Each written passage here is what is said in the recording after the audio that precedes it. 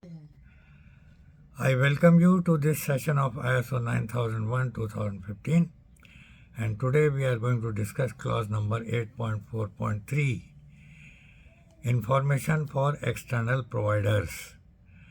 So as usual, first of all, I'll read out the requirement to you as given in the standard. Clause 8.4.3, information for external providers. The organization shall ensure the adequacy of requirements prior to their communication to the external provider.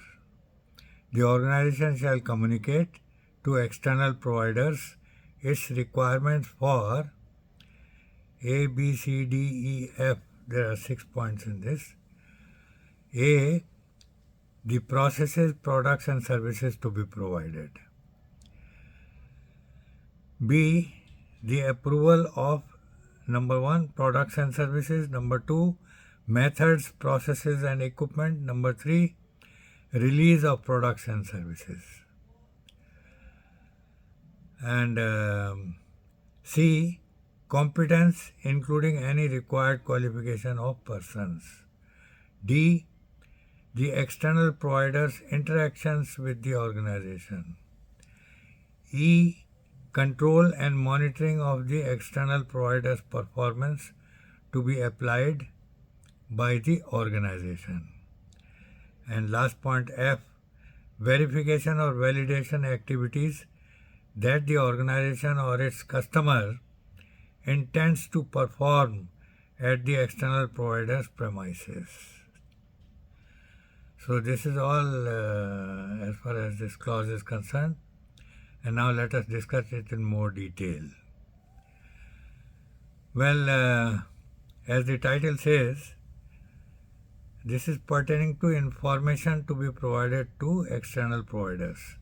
So information for external providers. And here the company or the organization has to ensure the adequacy of requirements prior to their communication to the external providers. The requirement for products and services have to be finalized by the organization. And it may include customers' requirement, organization's requirement by the international standard, regulatory requirements, and any other requirement. So the organization shall communicate to the external provider its requirements for processes, products and services to be provided.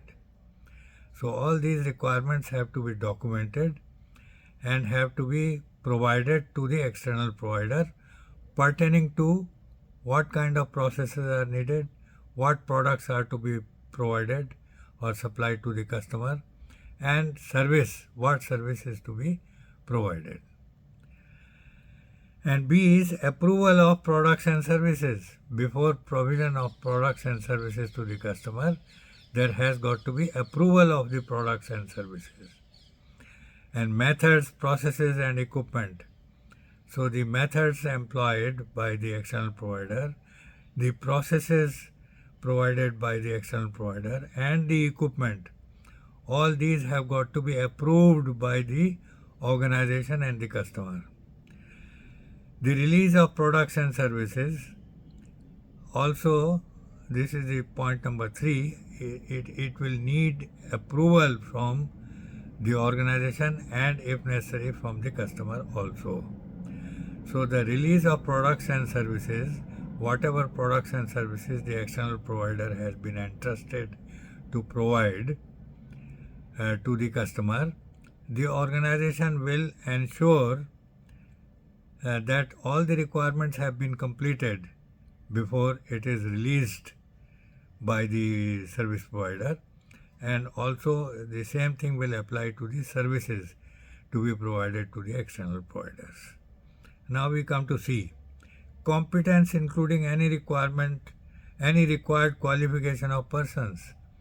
So the people who are going to be employed by the external provider, what is going to be their qualification and competence, that has to be approved by the organization. So the competence including any required qualification of persons, their experience, their education, and anything that is needed so that they are able to provide the processes or carry out the processes in a correct manner and provide the products and services needed by the customer. So they will be able to do so if they are competent on that basis.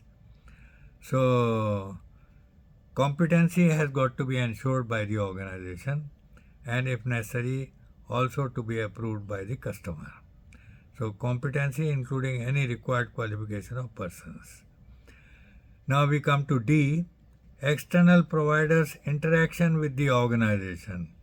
At what point the external provider is going to interact with the organization so that there should be no lack in the communication or whatever the external provider has to provide and interact with the organization, that has to be certainly ensured, and therefore the interaction with the organization, what is to be ensured by the external provider has to be clear to the external provider, and therefore it must be put in black and white and provided to the external provider so that there is no gap about it.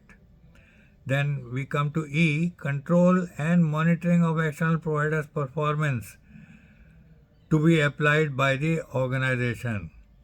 So the organization has to ensure that the control of monitoring of the external provider's performance. So the performance of the external provider has to be monitored by the organization. And for that, whatever data or figures are necessary, that has to be provided by the external provider. And accordingly, the performance indicator has to be calculated by the organization. So the organization has to ensure that the external provider is competent and their performance is up to the mark. And for this, we can fix up the criteria for performance evaluation and accordingly carry out the performance evaluation and control and monitoring of the external provider. Now we come to the last point, F, verification or validation activities that the organization or its customer intends to perform at the external provider's premises. If the processes are taking place, processes for producing products and services are happening at the place of the external provider, then there's verification and validation. Verification would mean that all the inputs are meeting their output requirement. So output is definitely according to all the input requirement, and this has to be verified. So verification has to be carried out by the organization as well as by the customer. And also the validation. Validation means trying out the product or the service in the actual user condition.